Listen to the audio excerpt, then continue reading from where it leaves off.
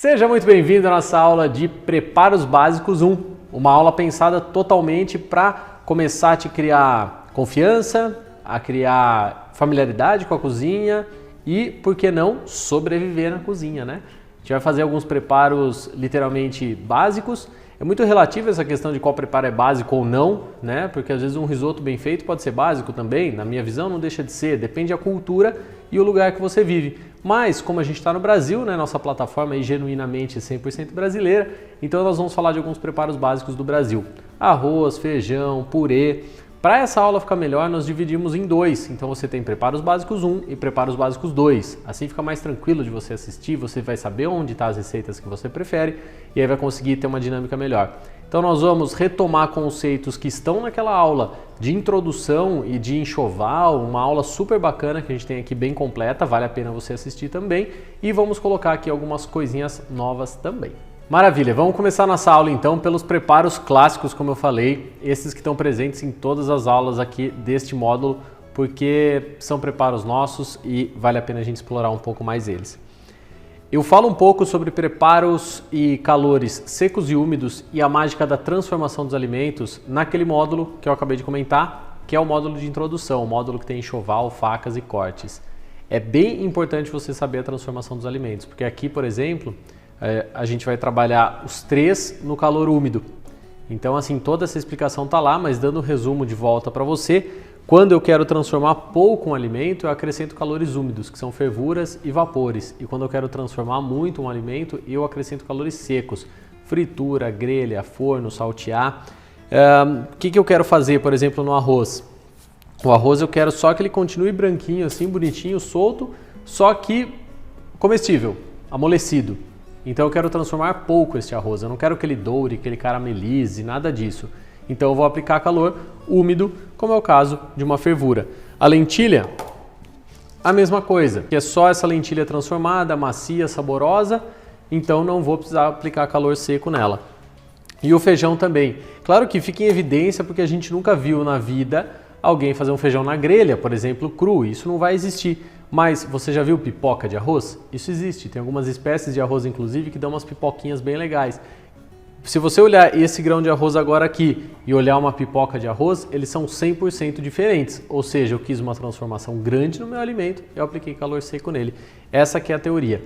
Então aqui eu vou dar algumas dicas para a gente fazer tanto o arroz mais soltinho, né? Não sei também por que isso, tá? Porque se a gente vai falar com todo mundo na vida, de todo mundo que eu pesquisei, nessa pesquisa informal que eu fui fazendo ao longo da minha vida, o pessoal gosta do arroz soltinho, mas muitos gostam dele grudadinho, tem muita gente que gosta até do arroz papa. Então não é unânime essa coisa de querer ter o arroz solto, mas eu vou dar a dica mais saudável de como fazer um arroz menos grudento, então um arroz mais soltinho. E da lentilha, como a gente acrescentar aí sabores nela, e do feijão, tirar alguns mitos e aproveitar e ver como é que funciona a panela de pressão. Vamos lá então, nós vamos começar pela mais simples, que é o arroz. Então eu vou colocar aqui azeite de oliva e a técnica para deixar esse arroz mais solto, que é a técnica que a gente diz assim mais agressiva, seria colocar muito óleo.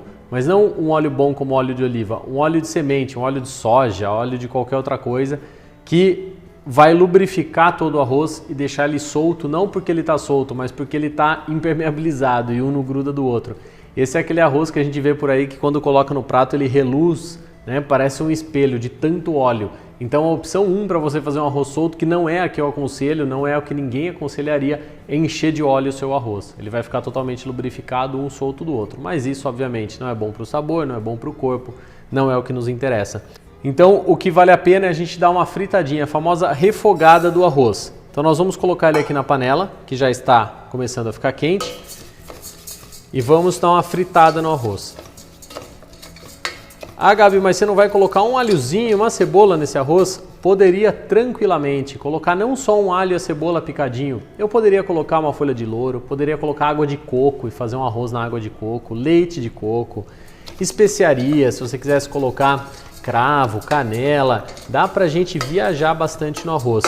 Como aqui a gente vai fazer 3 preparos, eu vou fazer o arroz com pouca interferência de sabor, a lentilha com média e o feijão com mais. Mas nada impede que você faça todos eles da maneira de todos que eu fiz aqui, ou seja, você pode preparar dessa maneira que eu estou fazendo o arroz, tanto a lentilha quanto o feijão e vice-versa.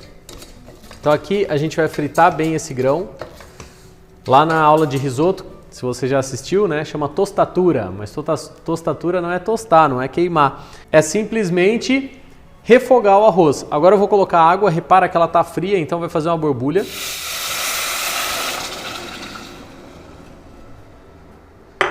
Não precisa ser água quente? Não precisa ser água quente. Fica tranquilo que não precisa ser água quente. Meu arroz está bem fritinho. Eu vou pegar um pouco de sal e vou colocar aqui. Na verdade, o sal em relação ao arroz, eu não só posso, como já devo finalizar o meu sal. Como assim? Já deixo no ponto. Tá, Gabi? Mas o arroz não dá para comer agora. É a água que a gente vai provar. Então a gente pega a água e prova. Se a água tiver com o sal que você gosta, beleza, a minha tá certinha, eu não vou precisar colocar mais sal. Eu vou simplesmente tampar essa panela e vou esperar essa água ferver. Quando a água começar a ferver, a gente vai trabalhar, nós vamos ver junto, a panela semi-aberta, para que não voe tudo para fora, para que não espume demais isso e para que a água vá evaporando sem evaporar demais e sem evaporar de menos. Quando o fundo da panela não tiver mais água, tá pronto o arroz. Não tem mistério. O arroz não dá para ficar mexendo. Se você ficar mexendo, vai soltar o amido do grão, não vai ser legal. Então a gente vai manter fechado e é assim que eu faço um arroz branco clássico. O segredo é dar aquela refogada nele antes, que ele vai ficar completamente diferente. Retomando, se você quiser colocar alho, cebola, pode, coloca antes de fritar o arroz. Frita o alho, frita a cebola, entra com a tostatura do arroz e dá sequência no seu prato. Bem tranquilo. Tá? Esse arroz salva vidas. Pode congelar, pode deixar na geladeira, sem problemas. Vou passar ele para cá. Enquanto isso, nós vamos fazer a nossa lentilha. Então, como eu disse, a lentilha eu vou fazer aí de médio sabor.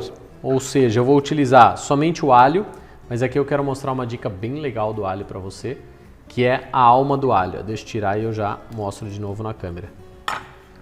A alma do alho é esse miolinho, que seria aqui o que vai germinar um alho novo, né? Então isso aqui é legal você tirar. Você corta o alho ao meio e tira essa parte. Essa parte ela é muito herbácea, ela é muito forte. E por mais que o alho já seja um elemento forte, essa parte aqui pode deixar agressivo demais. Então a gente vai pegar um dente de alho ou a quantidade que você quiser. Se quiser mais que um dente, bem tranquilo. Ó, em poucos minutos, eu diria poucos segundos quase, a nossa panela de arroz já começou a soltar fumaça, ou seja, já está ali, ó, fervendo. Foi muito rápido. Eu vou controlar esse fogo para que mantenha fervendo sempre, então não precisa trabalhar no fogo altíssimo, mas também não pode parar de ferver. Trabalhe o fogo para que ferva sempre e deixa assim, semi-aberta até ela ficar pronta. Na lentilha eu vou colocar também calabresa. Aí olha que legal, a lentilha vai passar obviamente por um calor úmido, né? A lentilha vai cozinhar dentro da água, assim como nossos outros elementos. Mas eu estou colocando alho e calabresa. O alho e a calabresa eu vou colocar no calor seco.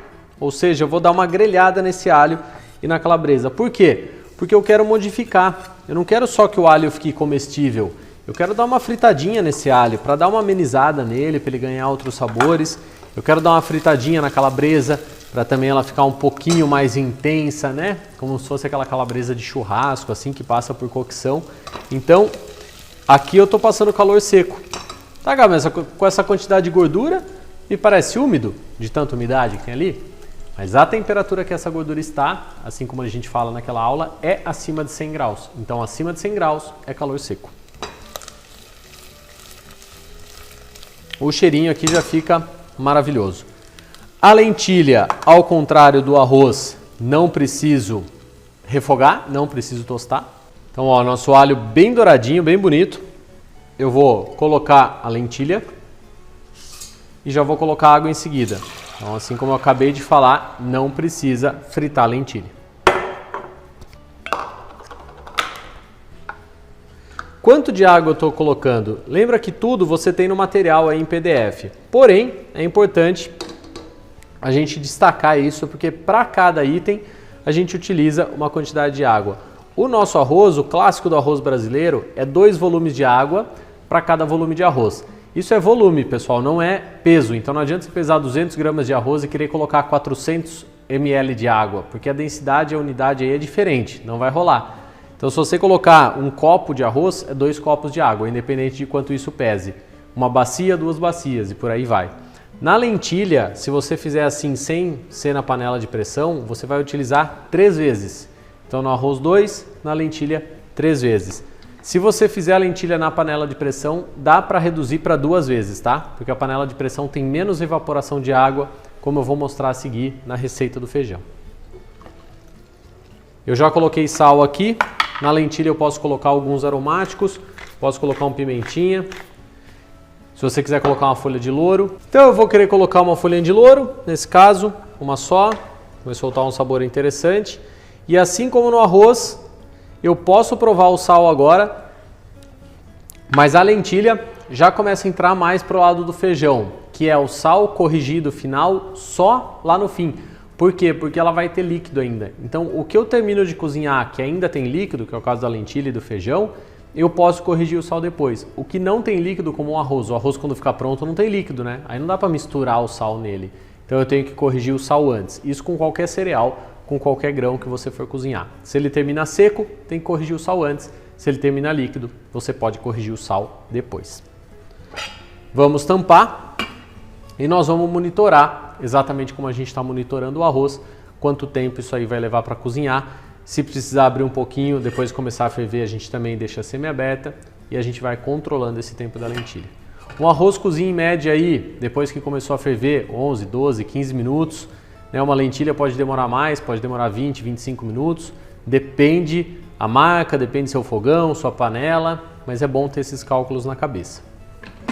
Agora eu vou fazer uma troca aqui de fogões e vou passar essa panela de pressão para cá, para a gente começar a falar um pouco de panela de pressão. Primeiro de tudo, eu vou colocar, para ir derretendo aqui nessa panela, banha suína. Ah, Gabi, mas só dá para fazer feijão com banha suína? Claro que não. Você pode fazer com manteiga, pode utilizar azeite de oliva, pode utilizar até mesmo óleo de coco, caso queira, né? Enfim, a gordura que você preferir. Ou se preferir não utilizar gordura nenhuma, até daria. Mas o feijão ele fica completamente diferente se a gente utiliza uma gordurinha nele. E salvo alguma restrição médica e muito específica sua, as gorduras animais às vezes são melhores escolhas do que algumas gorduras vegetais aí mal escolhidas ou saturadas demais. O que eu vou fazer? Já que eu comentei que no arroz eu ia colocar 0 interferência aromática, na lentilha eu ia colocar um pouco de interferência aromática, no caso uma calabresa e alho.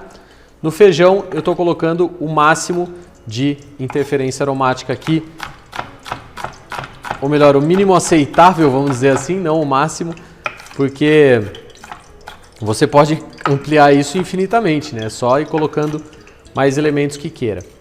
Então, assim como a gente fez anteriormente, eu não vou utilizar a alma do alho. Vou deixar minha banha aquecer. E vou picar alguns elementos. Então, além da calabresa, mesmo a calabresa que a gente usou na lentilha, mas que eu vou deixar maior, nós estamos utilizando o bacon, que tem tudo a ver com feijão. Gabi, eu já vi alguém temperar o feijão depois, cozinha sem tempero e tempera depois. Já vamos falar disso, vamos só antes colocar ele para cozinhar. Bacon e a calabresa. De novo, o mesmo conceito de calor seco e úmido. Nós estamos passando aqui por calor seco, o bacon e a calabresa. Beleza. Vou pegar mais um louro, deixar aqui para a gente usar depois. O que é o meu pensamento? Só antes vamos olhar aqui a lentilha, olha só. A lentilha também está fervendo. Então eu vou controlar o fogo para que ela continue fervendo. Vamos ver o arroz. Olha o arroz. Está na altura dele a água. Então ele ainda não está pronto, mas está quase.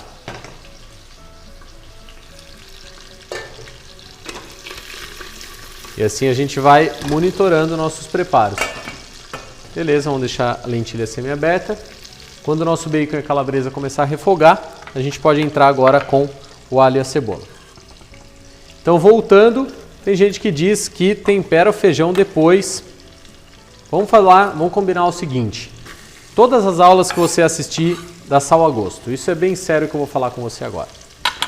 Na cozinha não existe nenhuma regra fixa para tudo. A gente não pode ficar preso e achar que é só de uma maneira que tudo é feito, porque um chefe falou, porque seja quem lá que falou. Então não é porque eu estou fazendo essa receita assim que é só esse jeito que tem que fazer feijão. Se você faz de outros jeitos e gosta e não te dá problema estomacal e você agrada e seus familiares gostam, ok, tranquilo.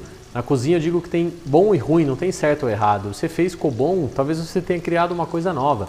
Você fez, ficou ruim, né? Alguma coisa ali deve estar errado. Mas existem técnicas físicas e químicas nos alimentos e comprovações científicas. Então é comprovado que se eu cozinhar um alimento, e isso só da nossa cabeça a gente já entende, né? Se eu pegar um alimento duro aqui, seco, cru, e ficar cozinhando ele até ele amolecer junto com uma água, ele vai absorver o gosto da água. Se eu ficar cozinhando ele junto com uma água, cebola, calabresa e bacon, ele vai absorver gosto de água, cebola, calabresa e bacon. Então é lógico que se eu cozinho o meu feijão junto com os aromáticos, eu tenho uma ampliação de sabor no final muito melhor. O feijão que foi temperado depois de ficar pronto, geralmente o pessoal cozinha, né, faz o tempero à parte e joga no feijão. Eu estou aromatizando no máximo o líquido do feijão. Mas o grão mesmo, ele foi cozido apenas com água e sal. Então dentro do grão eu vou ter apenas água e sal. Então é muito melhor para ampliação de sabor. Se você quiser inclusive testar um dia aí, teste. Você fazer a cocção do feijão junto com os seus temperos. E isso também vai facilitar a sua vida. É uma louça menos para lavar, né? Nós estamos usando tudo uma panela só. É uma panela menos engordurada que a gente tem que lavar. Então pensa nisso, faz esse teste. E eu já vou falar sobre outro mito do feijão, que é deixá-lo de molho. Tudo bem refogado, dourado, bacana, é hora de entrar com o feijão, que assim como a lentilha não precisa ser refogado. Então, diferente do arroz, eu não preciso tostar o feijão. Eu simplesmente coloco o grão e coloco a água. E aqui, qual a quantidade de água que eu estou utilizando? 4 vezes o volume do feijão. Então olha aqui que prático que ficou o nosso cálculo de hoje. 2 vezes o volume de água para arroz, 3 vezes o volume para lentilha fora da pressão e 4 vezes o volume do feijão para cocção na pressão. Coloquei a folha de louro, coloquei um pouquinho de sal e coloquei a pimenta. Como eu disse antes, eu nem vou corrigir agora o sal, eu vou esperar ele ficar pronto para ver o que vai acontecer. Quando eu tampar, eu vou falar da questão do feijão ficar de molho e vou explicar bem o funcionamento da panela de pressão. Caso você tenha medo ou não goste de usar a pressão, está aqui o momento para esclarecer todas as suas dúvidas e você ficar mais tranquilo. Então, primeiro de tudo, a gente pode ver que essa pressão ela é uma pressão que a tampa encaixa por fora, então ela não é daquelas antigas que a tampa vai por dentro. Aquelas são perigosas, tá? Tanto que hoje o Inmetro aprova essas panelas que são com a tampa por fora, você já vai entender o porquê. Então eu procuro o encaixe dela aqui. Então primeiramente, a panela tem uma borracha, tem as válvulas de segurança, os parafusos, né? E tem o pino de pressão e aqui o buraquinho que vai regular a pressão. Eu vou encaixar, agora eu vou encaixar ela aqui e vou travar minha panela de pressão. Enquanto pega a pressão, vamos dar uma olhada na lentilha, tá fervendo, bacana. O nosso arroz, vamos ver se está seco, me parece que está seco. Sequinho, ó, não tem água no fundo da panela. E olha só que maravilha que ele tá. Ó, solto, solto, solto, completamente solto. Então, se você prefere o arroz solto, tá aqui a técnica. Vamos deixar aqui que depois a gente pode compor nossos pratos com ele. Enquanto isso, nossa lentilha continua cozinhando. Bom, primeira coisa, o feijão de molho. Qual que seria o objetivo de deixar o feijão de molho? Amolecer. A princípio, né, a grande resposta da maioria das pessoas para deixar o feijão de molho é porque ele amolece. realmente, se eu deixar o feijão de molho na água, o que vai acontecer? Ele vai absorver a água e vai ficar mais macio, ele vai virar uma esponjinha. Mas eu não vejo tanto resultado positivo nisso, porque ele amolecendo antes, eu cozinho ele por menos tempo, ou seja, ele fica pronto mais rápido. Até aí poderia ser um ponto positivo. Porém, ele ficar pronto mais rápido, quer dizer que eu preciso efetivamente, cozinhar ele por menos tempo e, por consequência, quebrar ele menos tempo. Vamos falar numa palavra assim que não é a correta, mas vamos falar em digerir aqui na panela, Eu faço essa quebra proteica, essa quebra de todo o feijão por um X tempo. Se ele ficou de molho, eu faço esse X bem menor, ou seja, ele quebra menos as coisas. E é normal de ver por aí as pessoas que às vezes têm problemas de má digestão, do feijão pesar, de causar algum problema, do feijão que ficou de molho. Por quê? Porque eu deixei o feijão de molho, ele cozinhou menos aqui dentro da panela, ele vai terminar de cozinhar dentro de mim. Meu corpo vai ter um trabalho muito maior para quebrar todos esses componentes do feijão. Então é preferível que você não deixe o feijão de molho e cozinhe ele na panela, porque aí quando ele ficar mole, ele não só está mole por absorção de água, ele está mole por cocção efetiva. E aí você tem um alimento cozido corretamente. Isso falando só da questão gastronômica, da técnica para cozinhar. Agora, se a gente falar da questão de saúde, de nutrição, sim, deixar as leguminosas de molho fazem elas perderem o ácido fítico. E esse ácido, ele tem uma função de roubar os nutrientes do nosso corpo.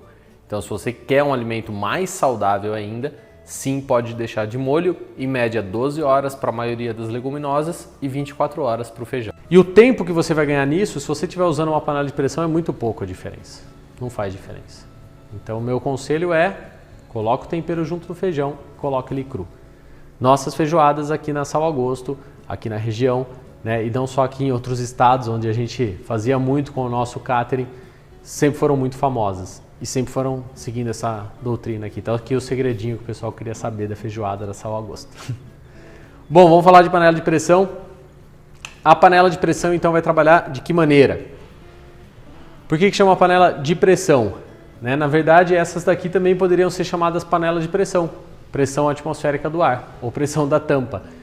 O que significa isso? O ar tem um peso em cima do líquido. Depende da altitude que eu estou, Vamos arredondar, tá? Não vamos ficar preocupados agora com pequenas variações. Vamos arredondar para 100 graus a fervura da água. Ou seja, quando a água consegue romper essa pressão atmosférica, ela sobe em forma de vapor. Fervura 100 graus, não tem mistério. Se eu colocar uma tampa que trava esse ar lá dentro, eu crio uma pressão maior e minha água precisa ferver a mais temperatura para soltar vapor. Ou seja, uma panela de pressão nada mais é do que aumentar a pressão atmosférica de uma forma artificial e fazer com que essa água ferva acima dos 100 graus. Então, quando uma panela está chiando na pressão no máximo, eu tenho dentro dessa panela de pressão em torno de 120 graus, a água fervendo a 120 graus. Pô, Gabi, mas só 20 grauzinhos faz tanta diferença assim na cocção do alimento? Faz. Basicamente, de uma forma geral, a cada 10 graus que eu aumento aqui, eu duplico a velocidade de reação. Então, se eu tinha, por exemplo, um alimento que demorava meia hora para ficar pronto numa panela normal, eu aumento 10 graus, ele demora 15 minutos. Se eu aumentar mais 10 graus, ele demora 7 minutos e meio. Ou seja, eu vou dividindo pela metade o tempo. Então, num resumo, a panela de pressão, ela vai te fazer o alimento em 4 vezes menos tempo. Se você tem uma carne que demora 3 horas para cozinhar numa panela comum, na panela de pressão, em 45 minutos é para ela estar igual e pronta. E o contrário também é verdadeiro. Se você quer aumentar o tempo de cocção, você pode tirar da panela de pressão e multiplicar por 4. Se alguma coisa na panela de pressão é meia hora, numa panela comum é 2 horas para ficar pronto. Num grande resumo, tá? Mas isso funciona quase sempre. Qual que é a diferença? Você pode ver que não tem evaporação. Se a gente olhar essa panela de lentilha, por exemplo, eu tenho uma grande quantidade de vapor saindo, tanto que a água vai secando. Na panela de pressão sai, mas é muito pouco, não significativamente. Então, meu alimento cozinha na panela de pressão, mas ainda fica com bastante líquido. Isso é importante você controlar, porque se você puser uma carne com pouco líquido, essa água absorve, ela evapora um pouco e queima embaixo. Então a panela de pressão precisa de um pouco mais de líquido, porque ela vai trabalhar todo esse tempo dentro do líquido. Ela espera que tenha um líquido para ela fazer efeito, para não grudar. Dentro da panela tem um limite marcado máximo, não passa daquele limite com o alimento, com a água, nada. Não é alimento no máximo e depois mais água, não. Nada pode passar daquele escrito máximo, porque eu começo a correr o risco de vazar a água por aqui, espirrar para fora, não é legal. E aí a questão que a gente entra em segurança numa panela de pressão. Então, praticamente, uma panela de pressão dessas modernas autorizadas pelo Inmetro, ela é praticamente 100% segura. Ela é quase impossível explodir. Por quê? Antigamente o que acontecia? Aquelas tampas de enfiar por dentro, se todas as válvulas que regulam a pressão, que não deixa aquilo virar uma bomba, entupissem, a tampa não tinha por onde sair e literalmente virava uma bomba. E explodia, fazia todos aqueles acidentes que a gente vê por aí. Quando eu tenho uma tampa por fora com essa tecnologia que eu vou mostrar, eu minimizo as chances para muito pouco. Então, primeiro de tudo, essa válvula principal que eu mostrei para vocês. Antes, vamos dar uma olhadinha aqui na lentilha. É importante você ir provando a partir de determinado momento. Obviamente a minha ainda está crua, mas eu vou deixar assim e você vai acompanhando. Ela já está macia, tá? E aqui começa a chegar a pressão e a gente pode explicar então os mecanismos de segurança. Essa válvula que está soltando vapor é a válvula reguladora de pressão, ou seja, chegou a 120 graus aproximadamente lá dentro, consegue ter a força para levantar esse pino e começar a equilibrar a pressão. Então eu equilibro e mantenho sempre com essa mesma temperatura lá dentro. Vamos supor que eu dê azar e essa válvula aqui então acabe entupindo. Você lavou algum alimento nela e ela acaba entupindo. Existe essa segunda válvula de segurança que vai ter a mesma função dessa. Essa entupiu, essa aqui vai levantar e vai fazer a regulagem aí da pressão. Esse pino está levantado porque eu não consigo baixar ele. Esse pino mostra que a minha tampa está travada. Então essa panela, quando ela pega a pressão, ao mesmo tempo que sobe aqui, vem um outro pino e trava o cabo. Porque eu abrir essa panela seria um grande perigo. Se eu conseguisse abrir, seria difícil, mas se eu conseguisse, aí ia voar coisa para todo lado. Então tem uma trava que não me permite abrir a panela enquanto tem pressão. Mas beleza, tá aqui, vamos supor que tudo deu errado. As duas válvulas entupiram por alguma presença de alguma coisa na comida. Aí acontecia nas panelas de antigamente então da explosão. Essas panelas de hoje, se você verificar, existe um rasgo aqui na tampa, tá? Esse rasgo aqui está expondo a borracha. Se tudo travar, a pressão vai começar a forçar a borracha vai achar esse escape aqui, vai romper, claro, vai voar um pouco de líquido para fora, né? Se tiver alguém perto pode dar uma queimadinha, mas a pressão vai estabilizar por ali. Então ali é a emergência final. Se tudo der errado, ela estabiliza pelo lado, mas explodir vai ser muito difícil. Então começa a ganhar mais confiança na panela de pressão, obviamente trabalha com ela com cuidado, mas você vai ver que ela pode facilitar muito sua vida, para caldo, para os cereais no geral. Até o arroz, se eu falei que demora 15 minutos uma panela normal, né, divide por 4 dá 3 minutos e meio. Então 3 minutos e meio depois que chiou a pressão, meu arroz estaria pronto. É rápido de fazer. Como que eu marco o tempo na panela de pressão? É só depois que começa o chiado. Então deu o primeiro chiado aqui, eu começo a marcar o tempo, não marca antes disso. Então geralmente nas receitas você vai ver 20 minutos de pressão, 30, 40, 50, é sempre depois que começou a chiar. Fora isso, ela tem um momento que é um pouquinho mais delicado, quando eu tiro a pressão. Então quando eu quiser abrir minha panela, eu não vou forçar essa pressão sair, eu simplesmente desligo, ela vai baixar a temperatura, a pressão vai sair sozinha e eu abro. Tem gente que coloca embaixo da água fria e agiliza. Tem gente que tira esse pino e começa a espirrar vapor para cima, agiliza. Né? São formas de agilizar essa saída da pressão. O ideal é que ela saia sozinha. Desliga o fogo e deixa ela sair sozinha. E aí no finalzinho, quando ela está quase destravando a tampa, você tem que tomar cuidado para abrir. Porque se ela ainda tiver um pouco de pressão, pode dar uma espirradinha para fora. Então abre com cuidado, garante que saiu tudo, tira e seu alimento vai estar pronto. Esse aliado na cozinha de vocês vai ajudar bastante. Bom, nossos pratos estão prontos, vamos dar uma olhada aqui, ó. Lentilha, eu posso finalizar, tirar a folha de louro e olha que textura bacana. Ela tem uma certa cremosidade, tá? Ela tá fluida, então eu não deixei secar demais. Quer se impressionar agora?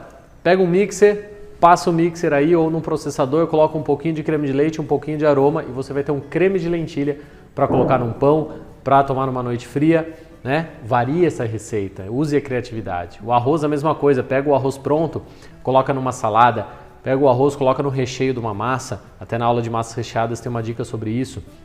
Vai evoluindo a receita, não fique preso numa receita, evolua o que essa receita pode te dar, né? Amplifique a sua gama de conhecimento.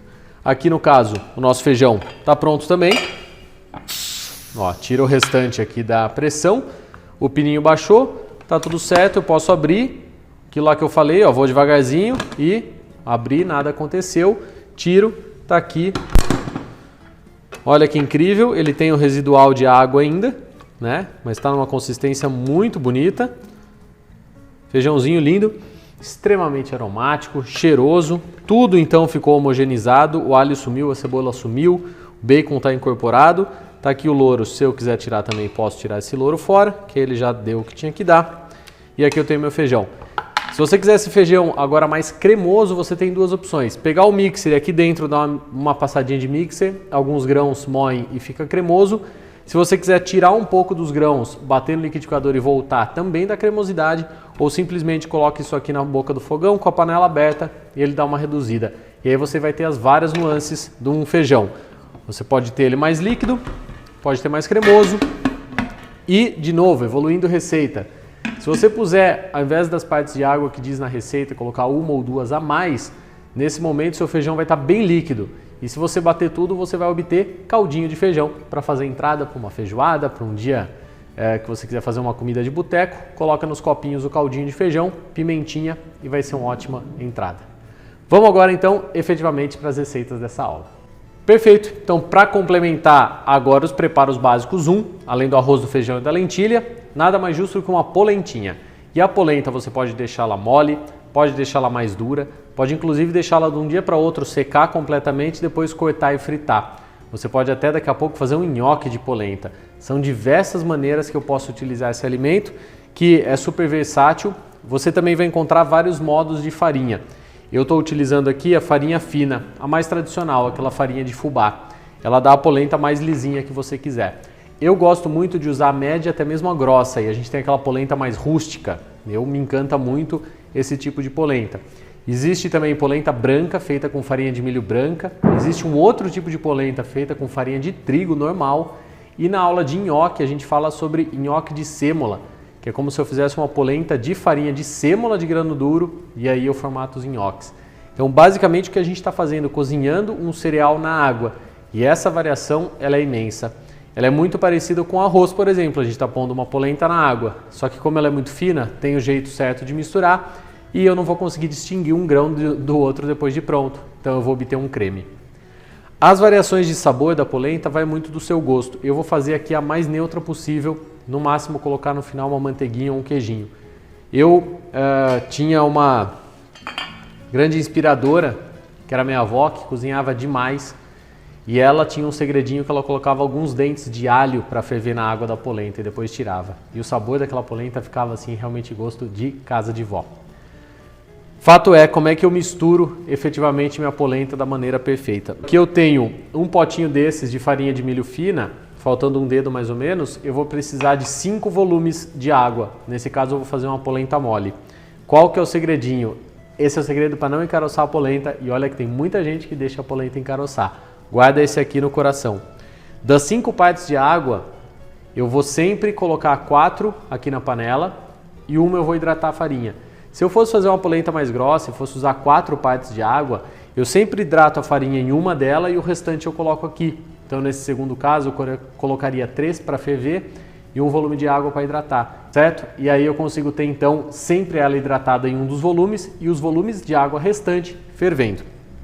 Então aqui eu vou colocar aqui e vou pegar um volume de água e vou hidratar essa farinha. Como a minha farinha está se misturando numa água fria, ela não vai encaroçar. Se eu tivesse uma água quente, ia encaroçar. E aí que o pessoal erra bastante. Existe uma outra técnica, essa é mais antiga, de você ir polvilhando a farinha em cima da água quente e aí como ela vai caindo bem em pó, ela também não encaroça. Mas é difícil, tá? Dá trabalho, você pode se queimar ali no vapor. Então o melhor jeito é isso aqui. Hidratou a farinha numa parte de água, não precisa deixar ali crescer, nada. É só hidratar para eu poder misturar na minha água. Eu vou lá, aqui sim eu posso colocar um pouquinho de sal. E aí eu vou pegar o fouet, então vou colocar aqui. Raspar bem, obviamente, né? Para aproveitar tudo.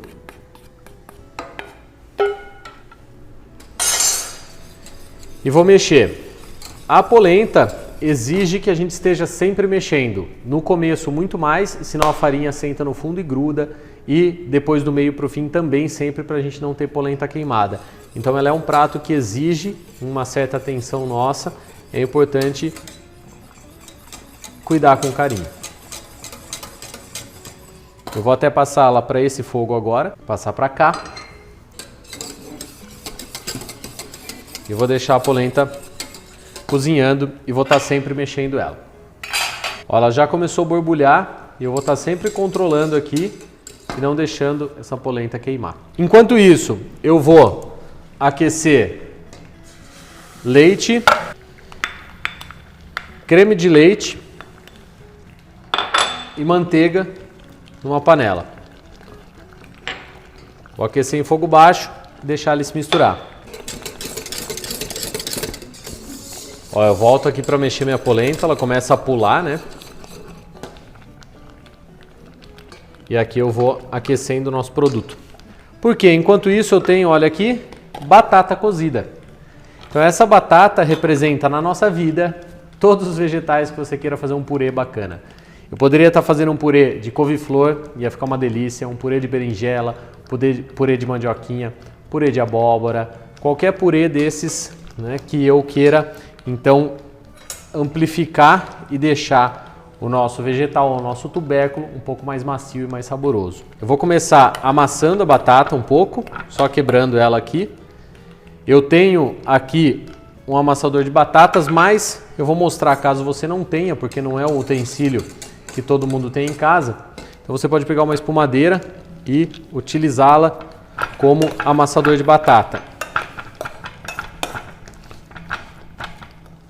Ou qualquer outro utensílio que você queira. Gabi, posso passar no liquidificador? Olha, a batata você até pode, mas ela é meio seca, tá? Para isso. Agora o que você não pode passar no liquidificador de maneira alguma é o aipim, a mandioca, a macaxeira. Porque ele cria uma cola e aí não dá.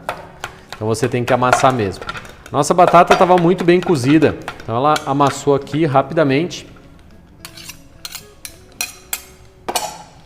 Eu vou dar até mais uma finalizadinha nela aqui.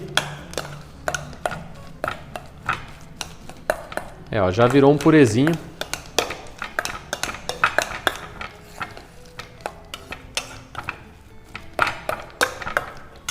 Essa é a técnica mais profissional para você fazer um purê. E olha aqui, ó, sempre mexendo a polenta, tá? Mexe bem raspando o fundo e mexe assim, ó, raspando a lateral também.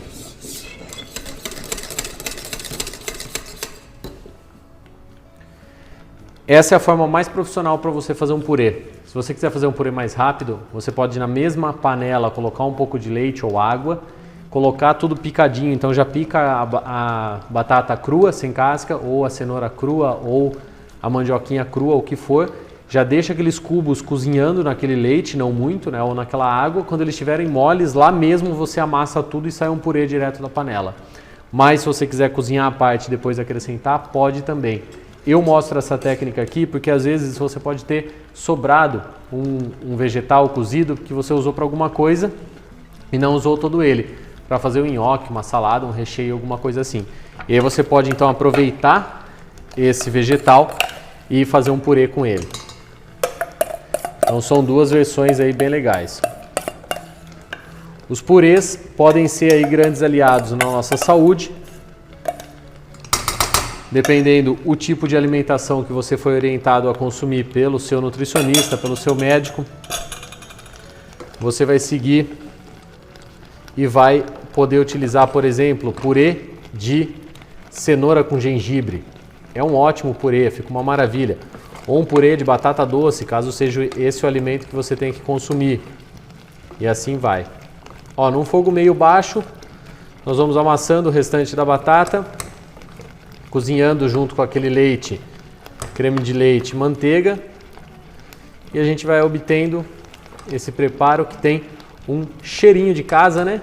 Tem cheiro de família, que é o purezinho de batata. Sempre mexendo a polenta, não esquece a polenta.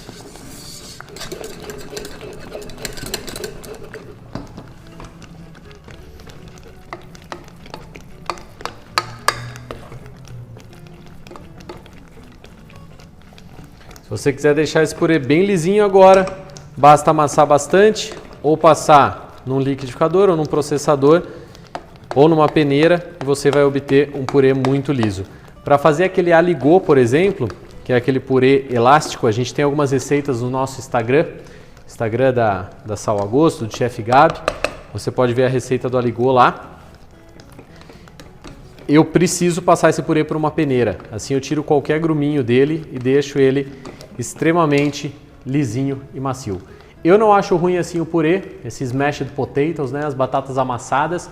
Inclusive tem muito purê, até mesmo nos Estados Unidos, que é rústico, que é feito com a batata com a casca, então a gente tem uns pedaços de batata, uns pedaços de casca e fica gostoso também. Aí é você que vai escolher como você quer seu purê, mais lisinho ou mais rústico, você que manda.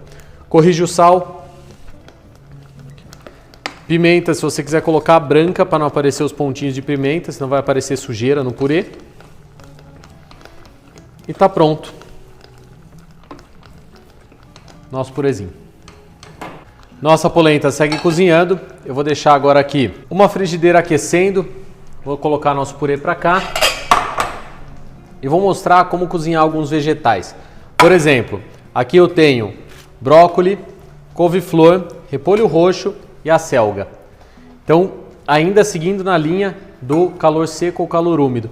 O brócolis e o couve-flor eu vou fazer um de cada maneira, para você ver exatamente como é que fica quando eu somente realço sem modificar o alimento ou quando eu modifico e deixo ele um pouco mais caramelizado.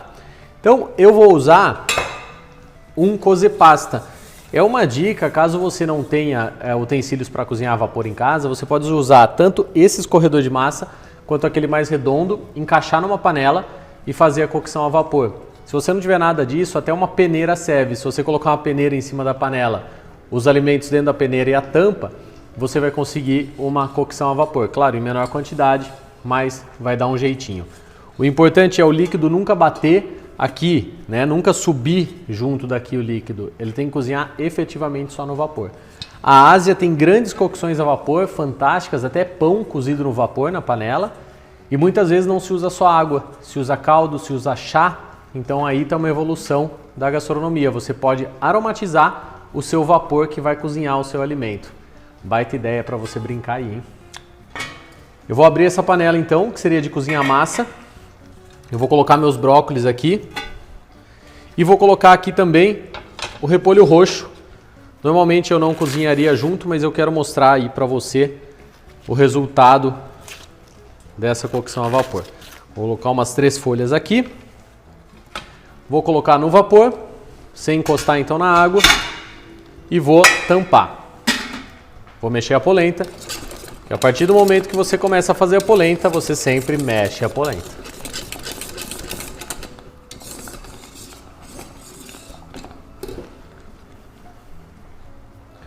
As folhas de acelga, assim como a couve-flor, eu vou fazer uma cocção então um pouco mais caramelizada. Vou passar essas duas por... Eu não vou descartar aquele talo de acelga não, viu? Depois eu coloco no yakisoba e fica uma delícia. Só não vou utilizar aqui hoje. Vou colocar aqui então nessa frigideira, até vou colocar com pouco óleo, porque eu não quero que ela frite em óleo efetivamente. Eu quero que ela dê uma caramelizada mesmo. Vou trocar a boca do fogão, porque aqui eu consigo mais potência de calor. Olha que legal, pessoal. A polenta segue cozinhando e não tem um gruminho, ó. Ela tá muito bonita. Aí eu deixo bem quente, afinal eu quero um calor seco aqui. E aqui eu preciso só manter a água fervendo, então uma boca menor não vai fazer diferença para mim. Coloco as acelgas, um pouquinho de sal e um pouquinho de pimenta.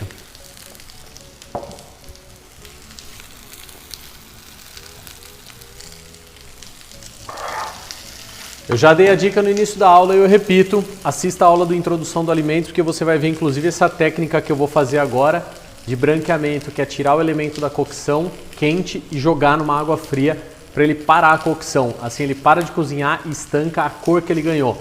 Você lembra como é que estava o nosso brócolis, né? Verde, bonito, porém escuro, que é a cor natural dele. Ó, aqui o calor seco que a gente está aplicando, está fazendo a selga dar uma fritadinha. E isso vai mudar completamente a aparência e o sabor dela. Vou deixar mais um pouquinho ali dentro tudo.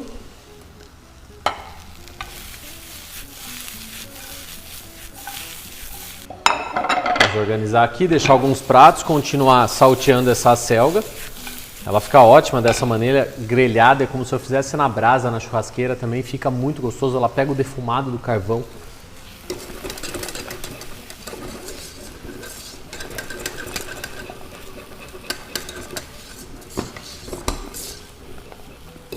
A partir desse momento da cocção da polenta, você vai começar a raspar o fouet embaixo, vai começar a ver que tem uma película. Uma película fina não só é aceitável, como é correto. Não tem problema, deixa essa película aí que tá tranquilo. Só não pode queimar, tá?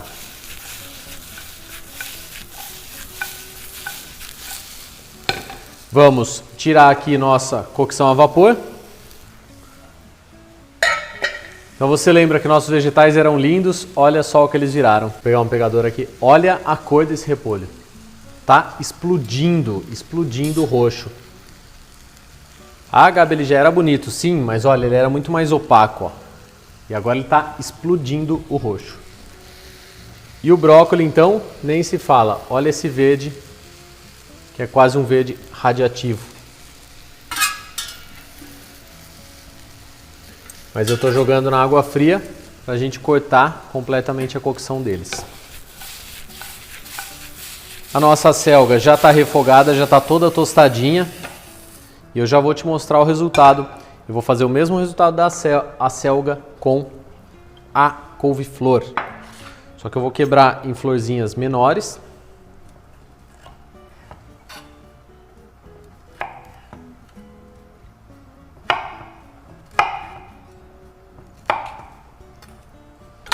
E vou de novo aqui para a frigideira, ó. Então não é porque é legume que você tem que cozinhar tudo no vapor, bem pelo contrário. Você pode deixar seu prato muito mais divertido. E aqui ele já está completamente gelado, a gente estourou a cor desses legumes, o que é encantador. Olha só no prato.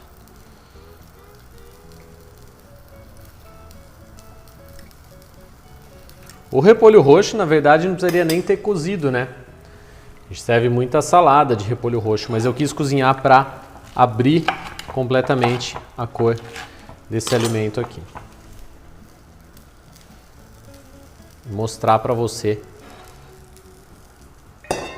que a vida pode ser linda. Olha essa caramelização de couve-flor. Bastante fumaça, então a gente está modificando completamente, como se eu fosse cozinhar ela no vapor. Né? Ela está obtendo outro resultado.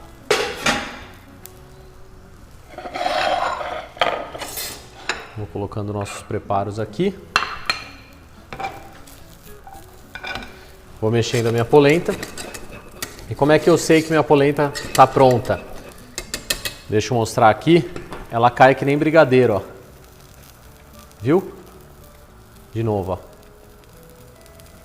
Ela desgruda do fundo da panela que nem brigadeiro. E claro, você vai sempre provar, né? Se ela tiver então com o gosto que você gosta, se não tiver mais com gosto de cru, nada. Mas no mínimo a polenta ali, pouquinha quantidade assim, meia hora, 40 minutos é para ela estar cozida. Se for maior quantidade, geralmente ela vai demorar 1 hora, até daqui a pouco 2 horas. Se você fizer um panelão muito grande, pode ser que a polenta demore umas 3 horas para ficar cozida, dependendo do seu fogão. Pensa em deixar essa couve-flor bem bonitinha, assim, caramelizada e depois fazer um purê com ela, assim. O purê vai agregar todo esse sabor e vai ser um purê fantástico. Eu vou colocar até aqui do lado, para ficar bonito. pouco da nossa polenta, ó.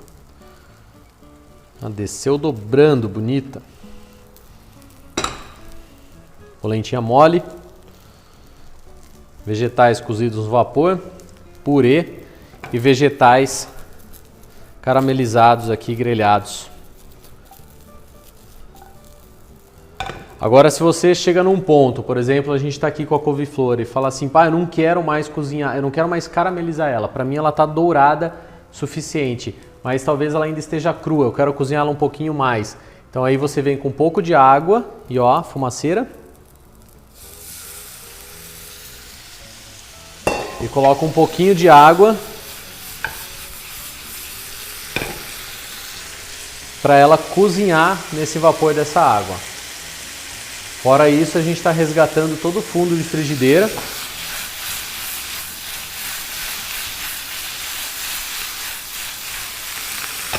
você quisesse cozinhar mais ainda, coloca uma tampa.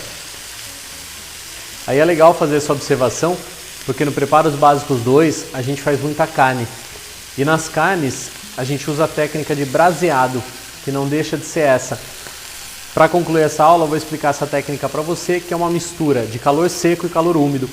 Eu coloco o calor seco no alimento, mas eu quero que ele amoleça depois. Então eu vou lá e coloco o calor úmido. Uma água, um caldo, um vapor, e ele amolece. Então a diferença é, eu não começo já com calor úmido, senão ele fica mole sem ter caramelizado. E não posso seguir sempre no seco, senão ele queima.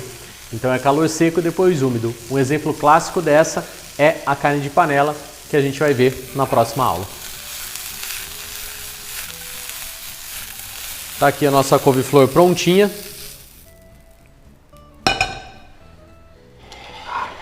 E esses são os preparos básicos, além do arroz, do feijão e da lentilha que a gente fez. Então nós fizemos legumes grelhados, que ficam sensacionais. Pode incorporar aqui neles gengibre, shoyu, aroma, cerveja, flambar com conhaque. Tudo que você for aprendendo em todas as aulas da Sal, vai juntando esse quebra-cabeça, que você vai virar um cozinheiro muito, muito bom. O nosso purê, que você pode variar 300 tipos de purê a partir desse aqui, vegetais no vapor e polenta. São preparos que realmente a gente tem que ter em casa. E olha isso aqui cheira a saudável, né? A gente sabe que nós estamos comendo alimentos aí super saudáveis. Se eu quisesse refogar também esses elementos com alho, com cebola, é tranquilo. É tipo um chuchu refogado, uma beterraba refogada. Você pode refogá-los com outros ingredientes. Um brócolis bem refogado, com alho picadinho, um pouco de shoyu, manteiga, fica incrível. Então aproveite essas técnicas para você criar seus pratos, certo? Espero que tenha gostado. Faça as receitas, nos marque, @salagosto, @chefgabi, para a gente ver o que você está cozinhando aí em casa e acompanhe esse mundo de aula que a gente preparou para você. Um beijo!